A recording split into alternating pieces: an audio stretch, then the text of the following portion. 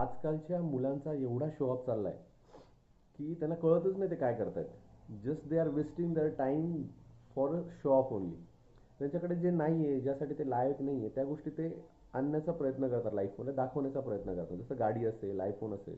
आता ह्या गोष्टी अशा आहे की त्या नंतर भेटू शकतात किंवा नंतर आपण कमवल्या पाहिजे. मग त्यांचं इतकी घाई असते की 11वी-12वीलाच मला सगळं पाहिजे.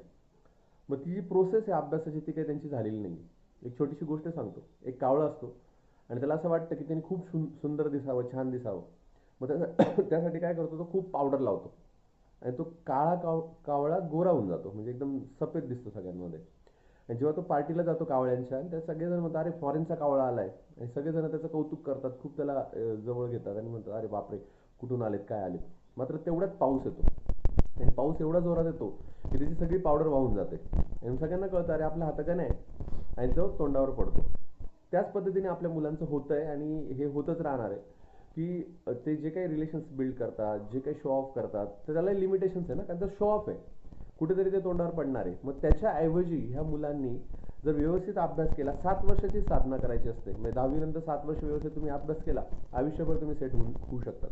मात्र तसं न करता मुलं हे शो ऑफच्या मागे जातात, ती कुठेतरी थांबलं पाहिजे. धन्यवाद.